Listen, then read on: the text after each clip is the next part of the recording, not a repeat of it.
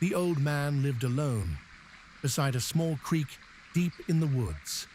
Every morning before sunrise, he would sit quietly on the same worn-out log and watch the water move through the rocks. People in the nearby town thought he was strange, because while everybody else spent their lives rushing, the old man never seemed in a hurry, and yet somehow he always seemed peaceful. One morning, a young man found his way down to the creek. He looked exhausted, not physically, mentally, like somebody carrying years of pressure without ever putting it down.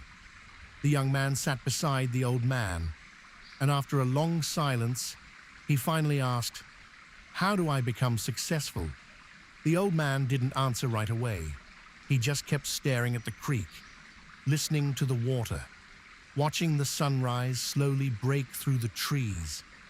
Finally, he pointed at the creek and asked, "What do you see?" The young man shrugged. "Water." The old man smiled slightly. "That's all most people see." He leaned forward and pointed toward the current, moving around the rocks. The creek never stops because something gets in its way. It adjusts. The water doesn't waste time complaining about the rock. It keeps moving. The young man listened quietly. The old man continued. Most people fail because they spend their whole life focusing on the obstacles. The successful people focus on finding a path forward. The young man looked down at the water. The current was calm in some places, rough in others, but it never stopped moving. The old man picked up a small rock and tossed it into the creek. Ripples spread across the water. "See that?" he asked. "Even something small creates movement." A lot of people think they need one giant moment to change their life. But success is usually small decisions repeated over and over.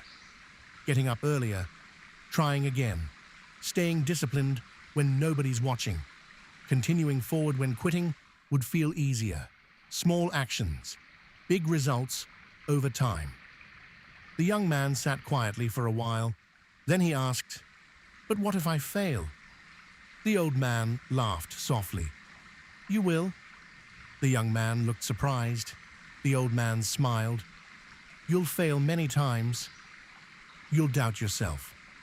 People will overlook you. Some people will tell you your dreams are unrealistic.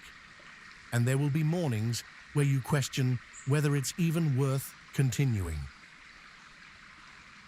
The old man looked back toward the sunrise. But the creek doesn't stop flowing because the storm came yesterday. And neither should you. The woods had become brighter now. Birds chirped somewhere high in the trees. The sunlight reflected across the moving water. And for the first time in a long time, the young man felt calm. The old man stood up slowly and brushed the dirt from his hands. Before walking away, he turned back and said one final thing. Most people want the reward, but very few fall in love with the process. The people who become great at something learn to keep showing up, even on the days they don't feel motivated. Then he pointed one last time toward the creek. This water reaches the ocean, not because it's the strongest thing in the forest, but because it never quits moving forward. The young man sat there alone beside the creek, long after the old man left, watching the water move over every rock in its path, slowly realizing maybe success wasn't about becoming somebody different after all.